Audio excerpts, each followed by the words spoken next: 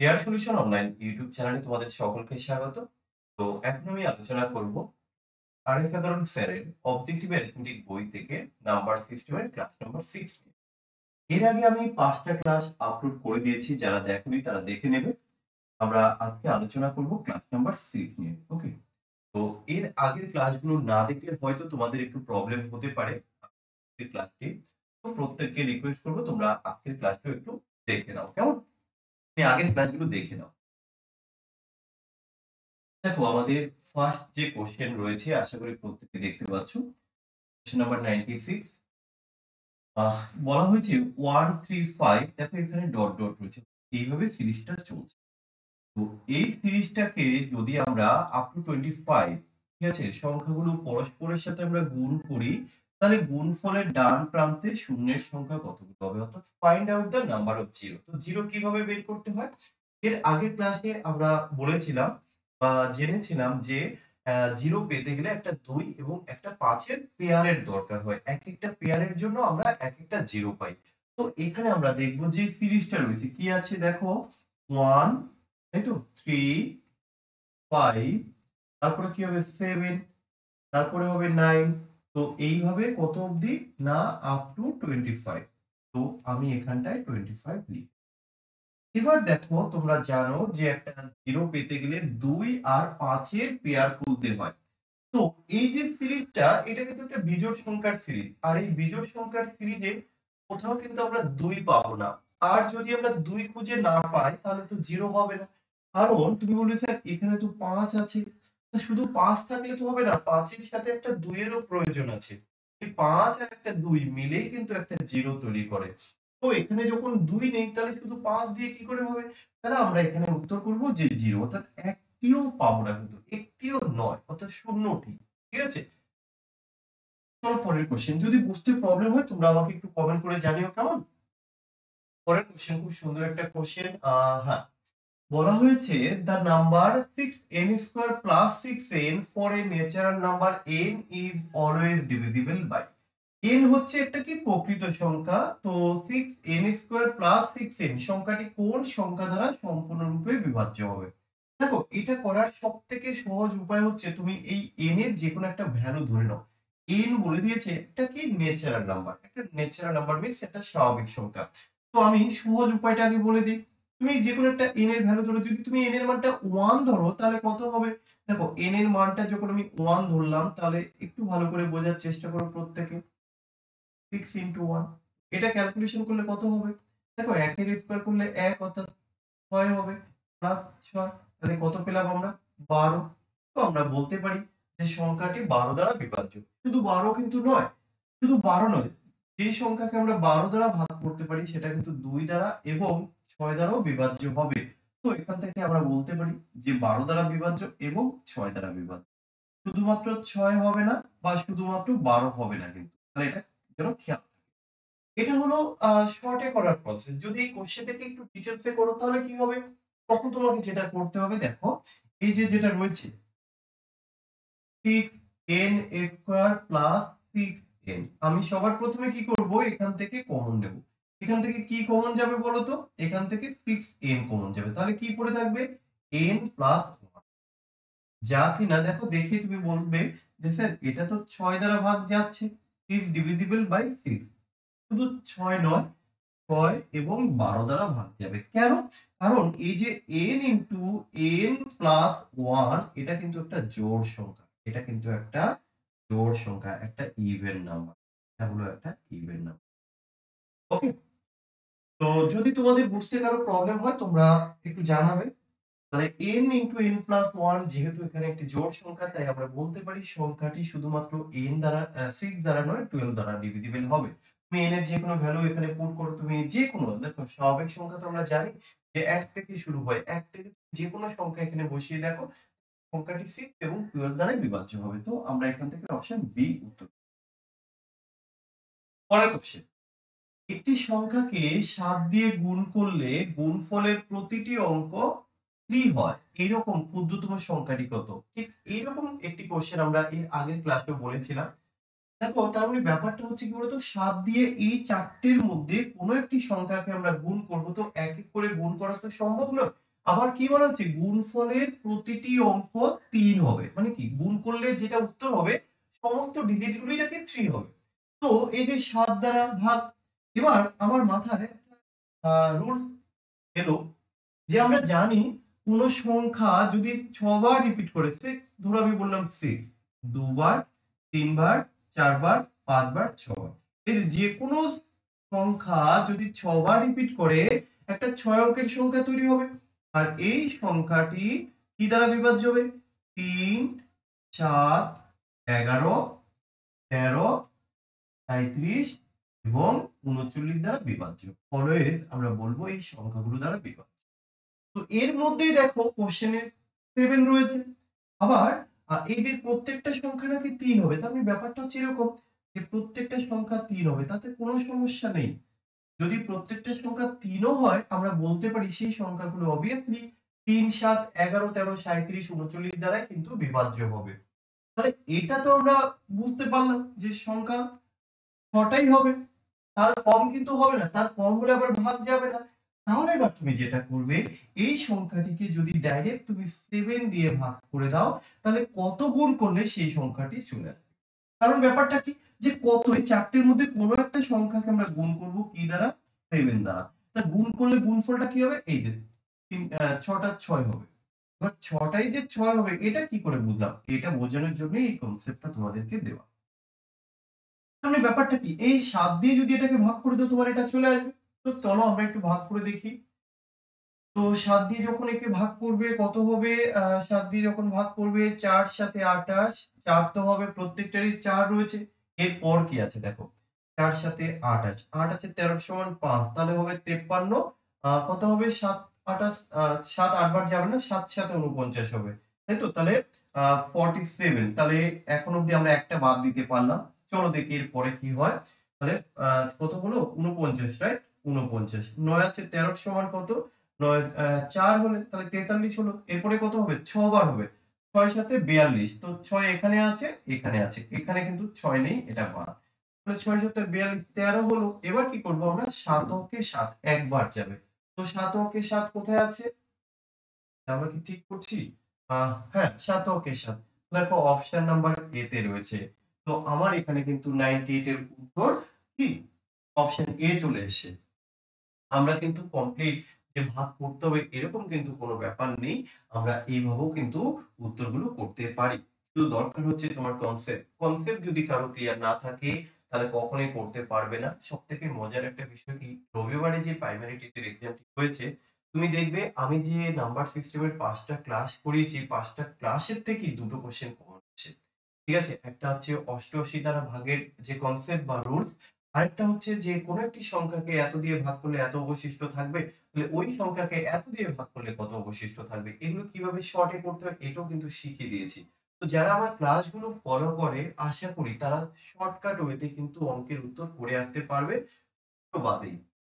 তো আমরা পরের কোয়েশ্চেনে যাব।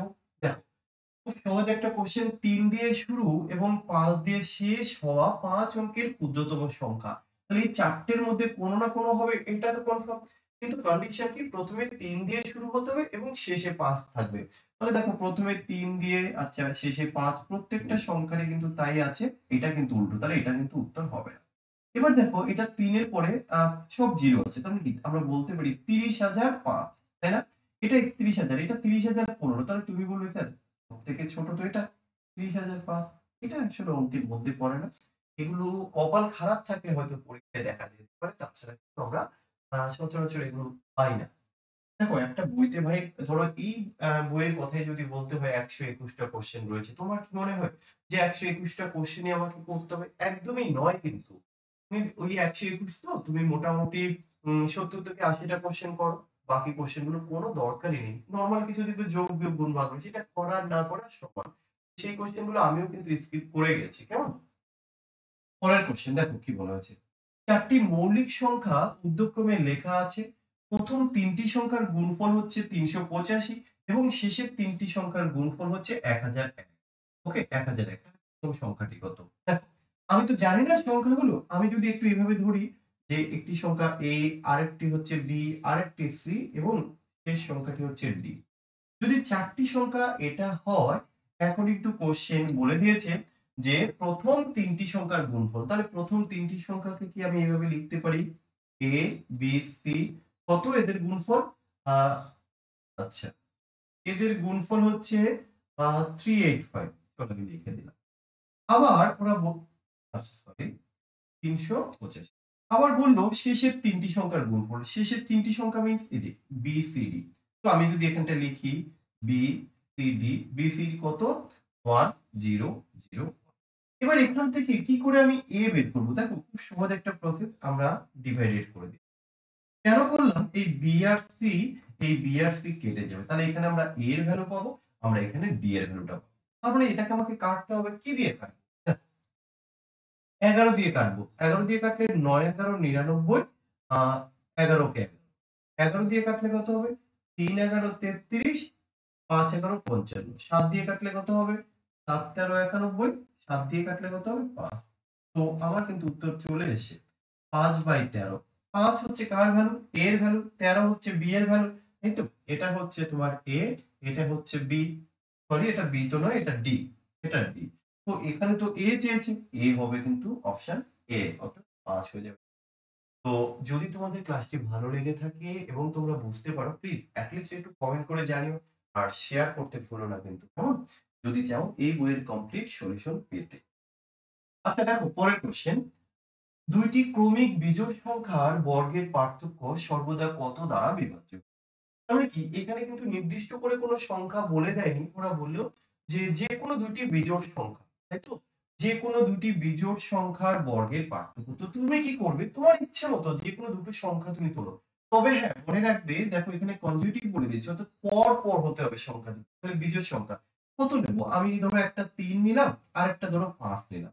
3 আর 5 দুটোই কিন্তু বিজোড় সংখ্যা। এদের বর্গ, তাই না? এদের বর্গের পার্থক্য। বর্গ তাহলে করো 5 এর স্কয়ার, এটা হবে 3 এর স্কয়ার। তো মাইনাস করতে হবে। কারণ এই যে পার্থক্য মাইনাস করে পাই। তো 5 5 25, 3 3 9। তাহলে কত হবে? 9 আছে 15 সমান 6 16। এই যে আমরা 16 পেলাম, তুমি অপশন থেকে দেখে বলো তো এটা কোন সংখ্যা দ্বারা ভাগ যাবে? কখনোই 3 দিয়ে যাবে না, 6 দিয়ে যাবে না, 7 দিয়ে যাবে না, 8 দিয়ে ভাগ যাবে।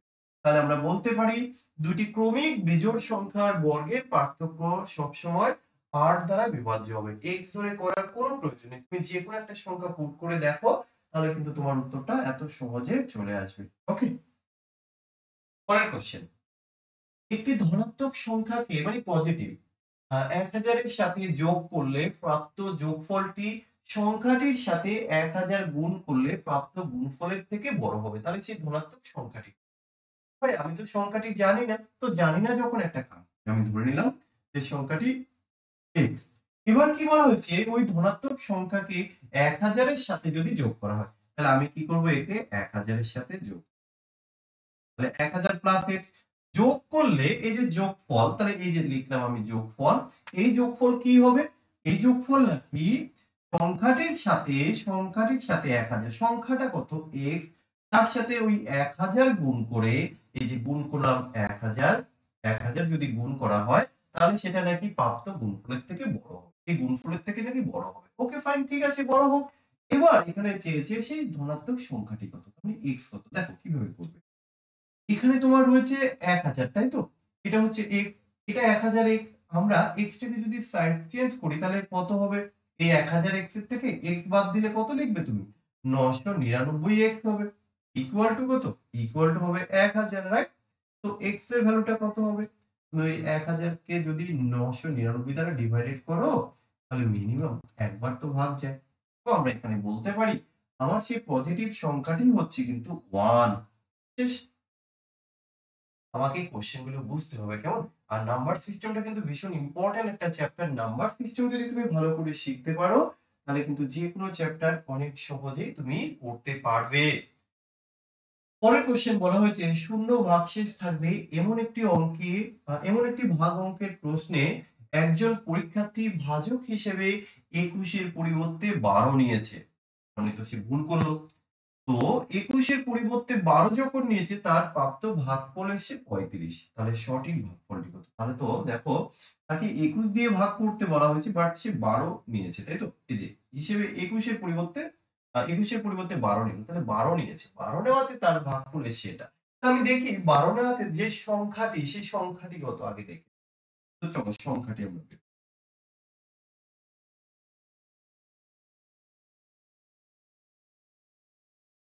সংখ্যাটি কত হবে? 35 ইনটু 12। আচ্ছা 35 10 এ 350 আর হচ্ছে 70 420 এটি হচ্ছে 400। কিন্তু ওরা তো চেয়েছে সঠিক ভাগফল। ভাগ করতে হবে কত দিয়ে? কোশ্চেনে বলে দিয়েছে যে 21 দিয়ে ভাগ করতে হবে। তাহলে তুমি 21 দিয়ে যদি তাকে ভাগ করো, তোমার সঠিক ভাগফল কত হবে? 21 দিয়ে কাটলে 20। সঠিক ভাগফল হবে 20। কোথায় আছে? এই যে খুব সহজ সহজ মনে হতে পারে, তো অতটাও সহজ নয়। যদি কিনা তুমি সত্যি বুঝতে পারো তাহলে সহজ। আর যদি না বুঝো তাহলে বুঝতে পারবে না। ঠিক আছে? একটি সংখ্যাকে ৬ দিয়ে ভাগ করলে ভাগশেষ হয় ৩। একই সংখ্যার বর্গকে ৬ দিয়ে ভাগ করলে কত অবশিষ্ট থাকবে? তো সংখ্যাটি কি আমি জানি না। আমি যদি x ধরি, যেই সংখ্যাটিকে আমি 6 দ্বারা ভাগ করব, তাহলে আমার রিমাইন্ডার হবে। তো আমরা ভাগফলটা মিনিমাম যদি একবার নেই, তাহলে x সংখ্যাটি আমরা ইজিলি বের করতে পারবো। তাই তো? তো x কি করে হবে? আমরা এই 6 ইনটু 1 তার সাথে আমরা কি করি? রিমাইন্ডারটা প্লাস করি। আমরা তো এইভাবে বের করি, তাই না? x ইকুয়াল টু দেখো x ইকুয়াল টু কত? 6 ইনটু 1 প্লাস হচ্ছে 3। তাহলে 6 আর 3 এর 9। তাহলে আমাদের যে সংখ্যা, সংখ্যাটি কত? 9। আমরা 9 কে যদি ভাগ করি তবে কিন্তু 3 অবশিষ্ট পাবো। এবার বলা হয়েছে ওই একই সংখ্যার বর্গকে, সংখ্যাটি কত? 9। 9 এর বর্গ কত? 81। 81 কে যদি তুমি 6 দিয়ে ভাগ করো কত হবে? তা 6 অঙ্কে 6, তাই তো? 21, 3 6 18, তাহলে কত থাকবে অবশিষ্ট? কিন্তু চলে এসছে তো। অপশন ডি হয়ে যাবে। ওকে? চলো পরের question. Question number 106। 25 to the power 25 একে যদি আমরা 26 দ্বারা ডিভাইডেড করি তাহলে কত অবশিষ্ট? এবার বিষয় হচ্ছে এই যে রিমাইন্ডার বের করারও কিন্তু কনসেপ্ট হয়তো তোমাদের অনেকের জানা নেই, বা এর যে বেসিক রুলস এটা কিন্তু আগে জানতে হবে। না জানলে কিন্তু আমরা কখনোই কোশ্চেন সলভ করতে পারবো না। হয়তো এই কোশ্চেনটা সলভ আমি বললে তোমরা বুঝতে পারবে সহজ কোশ্চেন, কিন্তু এরপরে তো আরো অনেক টাইপের কোশ্চেন রয়েছে। তো সেগুলো কিন্তু তোমরা সলভ করতে পারবে না। তো এর জন্য কিন্তু কনসেপ্ট ক্লিয়ারটা আগে করতে হবে। তো এটা আমরা কিভাবে করব? দেখো এই যে 25 টু দি পাওয়ার 25 আমরা ডিভাইডেড করছি কি দিয়ে? 26 দিয়ে। আচ্ছা বলো তো 26 দিয়ে যখন তুমি 25 কে ভাগ করবে কত হবে? মাইনাস 1। মাইনাস 1 এর পাওয়ারটা কত? 25। আমরা জানি যে মাইনাস 1 এর পাওয়ার যদি বিজোড় হয় তাহলে আসলে কি হয়? সেটা মাইনাস 1 হয়। আর মাইনাস 1 এর পাওয়ার যদি জোড় হয় তাহলে সেটা প্লাস 1 হয়। তাহলে এখানে কত লিখবো আমরা? যেহেতু পাওয়ারটা মাইনাস আছে, সো আমরা মাইনাস। তাহলে তোমরা এবার মনে হতে পারে যে স্যার তাহলে তো আমাদের উত্তর চলে এসেছে -1, কিন্তু অপশনে তো কোথাও মাইনাস নেই। হ্যাঁ ভাই নেই। কারণ আমরা জানি reminder always be positive. Reminder কখনো নেগেটিভ হতে পারে না। রিমাইন্ডার যখন নেগেটিভ হতে পারে না তাহলে এখানে তো নেগেটিভ চলে এসেছে। হ্যাঁ, অঙ্ক করতে গিয়ে নেগেটিভ তোমরা পাবে বা আসতে পারে। যদি আসে তাহলে সেই নেগেটিভকে কিভাবে তুমি পজিটিভে কনভার্ট করবে? তার জন্য কনসেপ্টটা হচ্ছে যে সংখ্যা দ্বারা ভাগ করছো। দেখো এখন এই সমস্ত রুলস আমাকে ডাইরেক্ট কোশ্চেন সলভ করতে গিয়ে বলতে হচ্ছে। যদি কিনা এই নিয়মগুলো তোমরা আগে থেকেই জানতে, যখন এর উপরে আলাদা করে একটা ক্লাস যদি প্রোভাইড করা হতো বা এই নিয়মগুলো যাদের জানা আছে তারা দেখবে ইজিলি ধরতে পারবে বা বুঝতে পারবে। কিন্তু যারা জানে না তারা বলবে স্যার আবার কেন এটা করব? এটা তো আপনি আগে বলেননি। আগে কি করে বলবো? আগে তো ক্লাসই হয়নি। আমরা তো ডাইরেক্ট চ্যাপ্টার ওয়াইজ সলভ করছি, তাই না? তো 26 দিয়ে আমরা ভাগ করছি। আমরা এবার কি করব? ওই 26 থেকে মাইনাস সংখ্যাটিকে আমরা আউট করে দেব, বাদ দিয়ে দেব। তাহলে কত হবে? 25। এবার আমরা এখান থেকে 25 উত্তর। এতেও যদি তোমাদের বুঝতে প্রবলেম হয় চলো তোমাদেরকে ছোট একটা এক্সাম্পল আমি দেখিয়ে দেই। দেখো ধরো আমি এখানে বললাম যে তোমাকে ৮ কে ভাগ করতে হবে, চলো ভাই ৩ দিয়ে।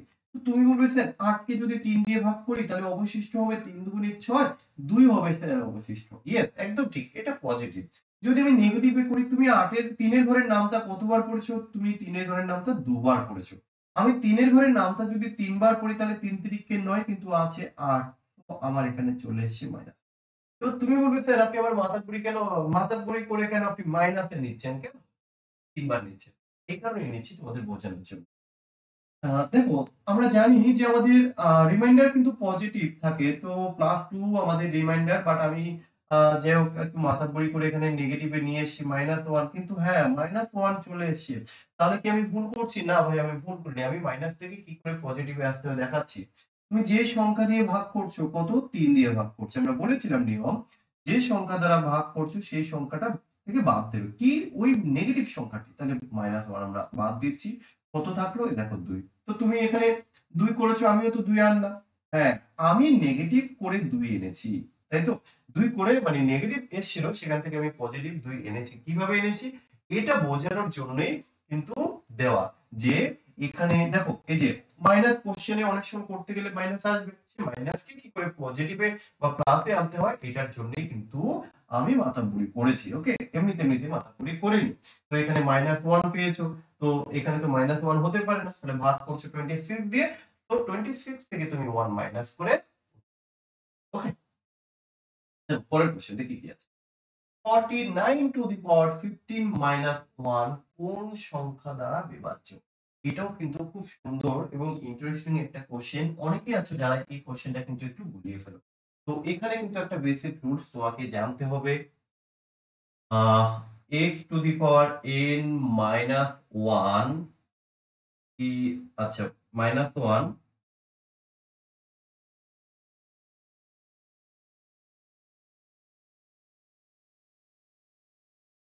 1 x প্লাস 1 দ্বারা বিভাজ্য। কখন? যখন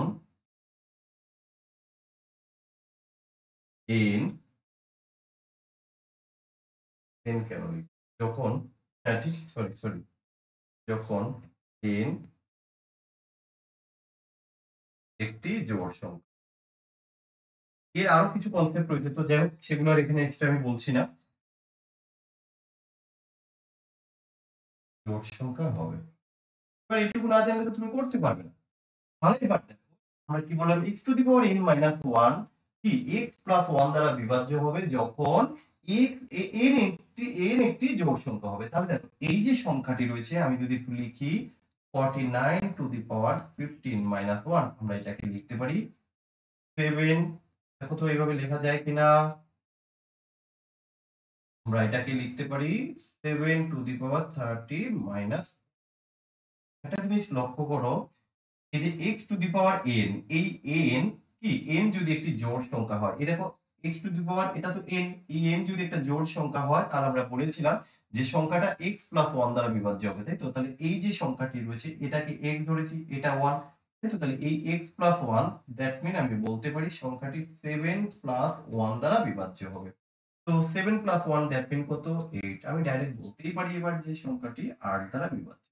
তো কিভাবে করলাম আশা করি তোমরা বুঝতে পেরেছো। যদি প্রবলেম হয় একটু কমেন্ট করে আমাকে জানিও। কেমন ভাই? পরের question, 67 two the power 67 plus 67 একে যদি আমরা 68 দ্বারা ভাগ করি তাহলে কত আমরা রিমাইন্ডার পাবো বা অবশিষ্ট পাবো? কি করে? সিম্পল কোশ্চেন, লিখে নেব 67 টু দি পাওয়ার 67 প্লাস হচ্ছে 67 আমি ডিভাইডেড করব 68 দ্বারা। তো 68 দিয়ে যখন আমি 67 কে ডিভাইডেড করছি কত হবে? -1 তার পাওয়ার 67, আর এটা যা আছে অ্যাজ ইট ইজ আমি তাই লিখে দিই।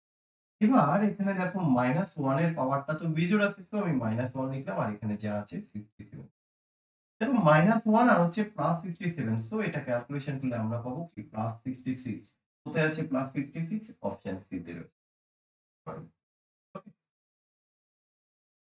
পরের কোশ্চেন, n কে 4 দিয়ে ভাগ করলে 3 অবশিষ্ট থাকবে। n কে 4 দিয়ে ভাগ করলে 3 অবশিষ্ট থাকবে। 2n কে 2n কে 4 দিয়ে ভাগ করলে কত ভাগশেষ থাকবে? এটাই হচ্ছে কোশ্চেন। করিয়েছি অলরেডি। প্রথমে তুমি n বের করো, দেন এখানে, এটা তো ভুল লিখলাম। তো 2n হবে, n হবে, রাইট? 2n 2n। প্রথমে এই n এর মানটা বের করো। তোমরা বের করতে পারবে আশা করি, কারণ অলরেডি আজকে কিন্তু এই কোশ্চেন করিয়েছি। n টা বের করো, এখানে n এর মান পুট করে দাও, দেন তুমি 4 দিয়ে ভাগ করো, তোমার রিমাইন্ডার চলে আসবে। তো রিমাইন্ডার কত হবে তোমরা প্রত্যেকে কমেন্ট করে এই কোশ্চেনের উত্তরটি দেওয়ার চেষ্টা করো। তাহলে আমিও বুঝতে পারবো যারা কমেন্ট করবে তারা এটলিস্ট শেষ অব্দি ক্লাসটি দেখেছে বা তারা সিরিয়াসলি ক্লাস কেমন? তো আর বেশি আমি লং করছি না। আজকের মতো করে আমি এখানে শেষ করছি। আরেকটা পার্ট বা আরেকটা ক্লাসে আমাদের এই বইয়ের সমস্ত কোশ্চেন কিন্তু কমপ্লিট হয়ে যাবে। তো নাম্বার সিস্টেম কিন্তু পুরো কমপ্লিট ডক্টর আরিফ আকবর স্যারের অবজেক্টিভ বই থেকে তোমাদের অনেকের ডিমান্ড ছিল। তো প্রথম চ্যাপ্টারটি কিন্তু আমার এর পরের ক্লাসে কমপ্লিট হয়ে যাচ্ছে। তোমরা যারা চ্যানেলে নতুন আছো চ্যানেলকে সাবস্ক্রাইব করবে ভাই আর শেয়ার করতে ভুলো না, ঠিক আছে? তো চলো আর বেশি সময় নিচ্ছি না, আজকে এখানে শেষ করি। সকলে ভালো থেকো।